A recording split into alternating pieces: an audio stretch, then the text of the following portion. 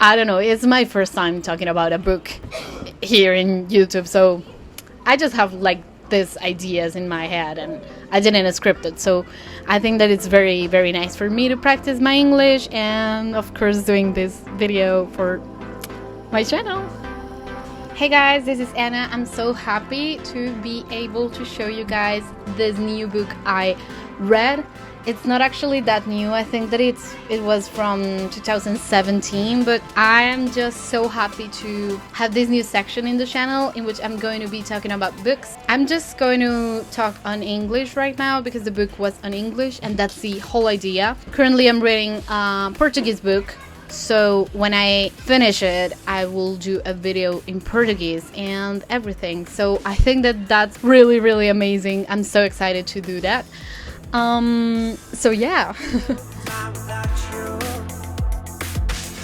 Oigan, ¿se acuerdan de este video? Bueno, ahí básicamente estoy dando tips para leer en otros idiomas, pero en este video me di cuenta de que se me había olvidado lo más importante de todo. Leer, o bueno, tener el hábito de leer. Un día una amiga me dio un tip que realmente siento que me cambió la vida. Si quieres leer, no seas para ser intelectual, sino para ser feliz. Yo, por ejemplo, era la niña del salón que se la pasaba leyendo Harry Potter, Los Juegos del Hambre, Bajo la Misma Estrella, y si quería podía acabarme el 5º libro de Harry Potter en 2 o 3 días. Oigan, y bueno, la verdad yo crecí, no sé qué pasó, pero ya no tenía más ese hábito, dejé simplemente de leer. Y de hecho miren que cuando me compré el escritorio tiene un librero y yo dije, este es mi momento de recuperar el hábito de lectura porque voy a ver los libros ahí y ahí los veo. Pero pues no los leo. De hecho sigo siendo una apasionada de los libros. Me encantan los libros, me encanta admirarlos desde aquí. No, es que si yo les contara, es que mi problema es simplemente que no leo, porque yo voy a una librería y yo veo todos los libros que quiero comprar y ¡chan!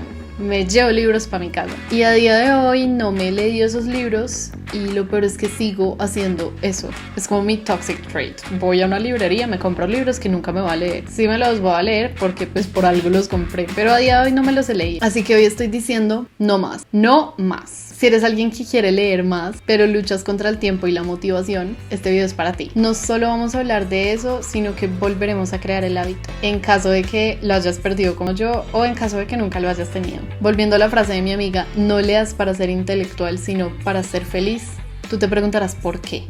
Y yo te voy a responder, ¿por qué leerías algo que te aburra? Tipo, puedes volverte intelectual de muchas otras formas. Puedes leer un podcast, puedes ir a charlas, puedes hacer muchas cosas realmente. Pero el punto de la lectura es que es una forma de hacerlo divertido. Y si simplemente pues no haces match con el hábito de la lectura, está bien, hay otros métodos. Así que si tú quieres crear este hábito de leer porque genuinamente lo quieres hacer, sigamos con los tips.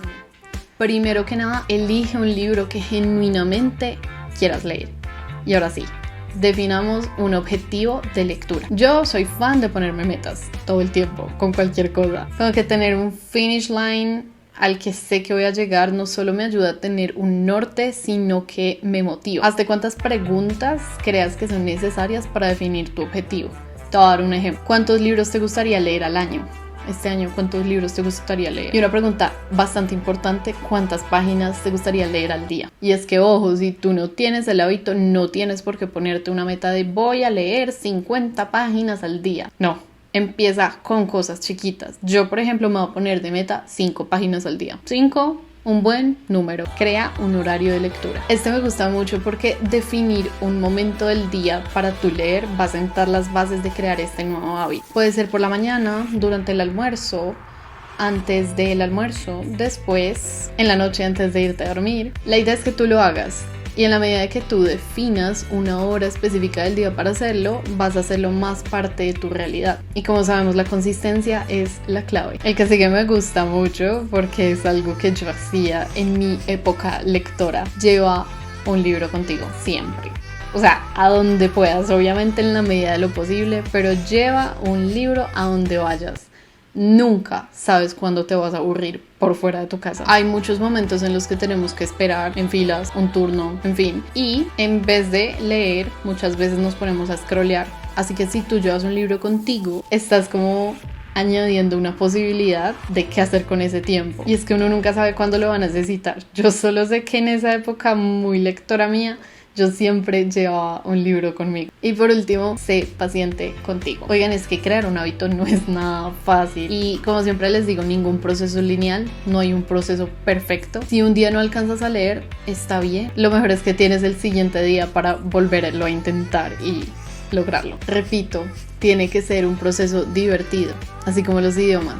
La idea es que lo hagas todos los días, que exista este tipo de consistencia, pero no es el fin del mundo si dejas de hacerlo un día, porque como les digo, al día siguiente puedes volver a intentar. Vamos a hacer algo muy interesante y es que este video va a tener una segunda parte. Así es. Apenas acabo de grabar este video, voy a empezarme a leer un libro y cuando me lo acabe les voy a subir un video a modo de reseña. La idea original era, obvio, hacer un video aparte, pero ya que pasó tanto tiempo desde que grabé los tips y los estuve siguiendo y así me acabé el libro, entonces decidí hacerlo todo en un video. Me parece incluso más cool mostrarles el resultado en el mismo video. Lo que sí van a ver de ahora en adelante es que cuando me lea un libro van a tener la reseña en el idioma. Por ejemplo, este va a estar en portugués, porque me lo estoy leyendo en portugués. Y sí, este video quedó bilingüe, pero de eso se trata mi canal. Sigamos con el video. Mi idea es hacer esto parte del canal, porque yo de chiquita disfrutaba mucho ver booktubers hablando sobre libros, entonces es como una forma de tanto recuperar el hábito por mi lado y de compartirles a ustedes esto que realmente es algo que me gusta y que quiero recuperar. Okay, so something that I realized in the last clip is that I was not reading something that I was really invested on. And actually, even though I have a lot of books back at home in Colombia, I didn't have like a story. And I actually tried reading Harry Potter again and something like that. I don't know, books that I've read before that mainly are about stories, you know. And I found very interesting reading this Descendants novel, which is the first of 4 books. I think that there are 3 right now, but the franchise is like getting bigger and it'll have a new movie this year in 2024 with different characters and everything. But yet this is the first book that was actually inspired in the movies. So if you guys follow me on my social media, on Instagram and everything, maybe you have noticed that I really enjoy watching Descendants. Those 3 movies, and they have like another episodes apart in some animated series. I really enjoy watching them. I don't know why. Actually, I was like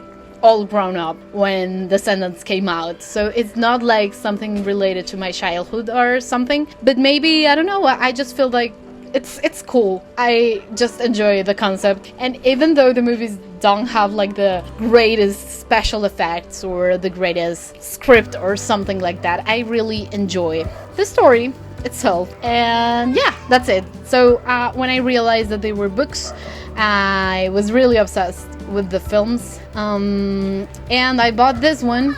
It was really nice finding it in Colombia, because it was something that I didn't thought that was on air still, you know. So through my experience of getting to be a backpacker and a solo traveler and everything, I brought this book to my trip, because I bought it like 2 years before my trip. And I think that in the vlog, in the first vlog of me going to Rio de Janeiro, I'm sorry, I just mixed up the pronunciations, but you understand. I started reading the book in the airplane, and after that I was a concert and everything. I mean, I didn't have like that much time to keep on my reading until I get to be a volunteer in a hostel. You can see all the details in Instagram, or if you want to, I can do a video with my experience on my first volunteer with woodpackers and my first backpacking experience or something like that. I don't know. But the thing with this book is that he was like my best friend whenever I had a shift, because I usually had some shifts that were on the afternoon, and when I didn't have like anything to do in the afternoon in my shift, I read, and it was really, really amazing. I got really, really invested. Even in the moments when I was not in shift, I get to read like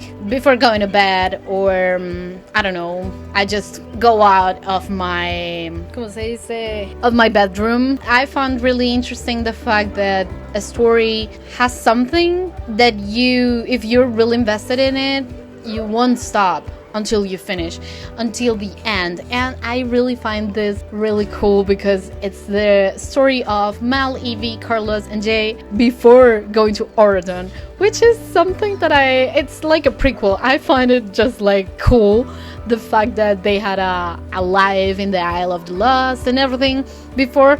But I'm just going to get on the plot.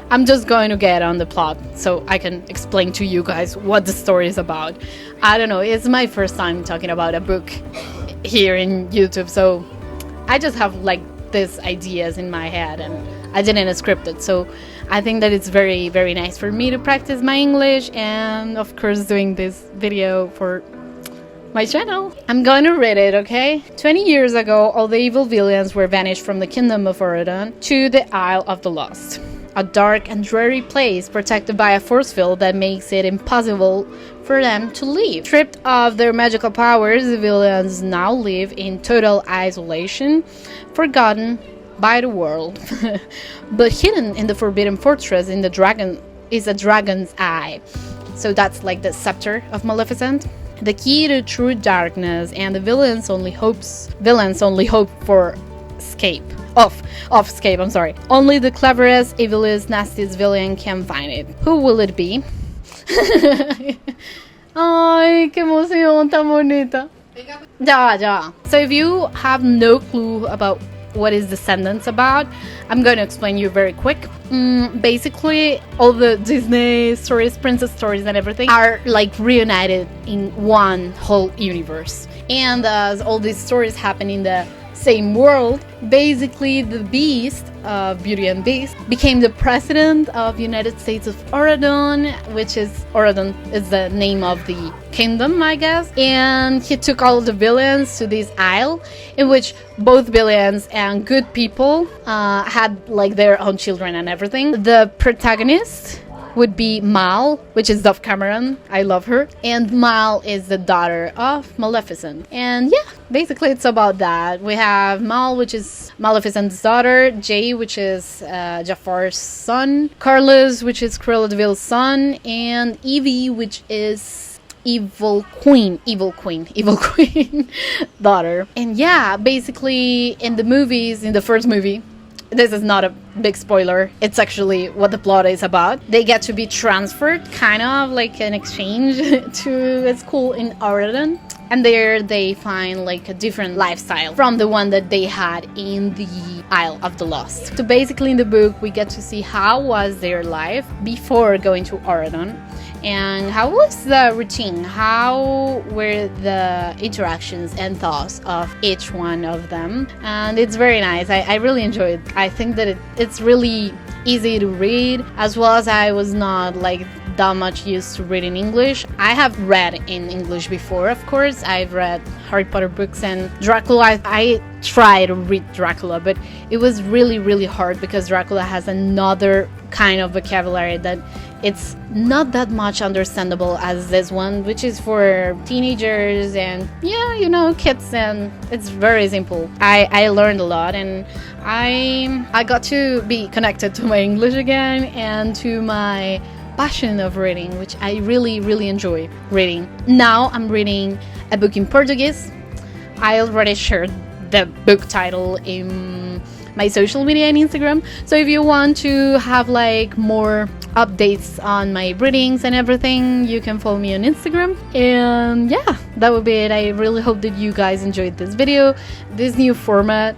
I just want to make sure that we are giving all the languages the attention they need. I often do this kind of jokes around English because I don't like that much practice in my English because I am so used to it. But yet I think that it's still I need to practice. I make this kind of mistakes like this one. But yeah, don't forget to follow me on social media. We can connect there. You can comment as well, you can like, you can subscribe and everything. And yeah, it was so nice having you. Goodbye.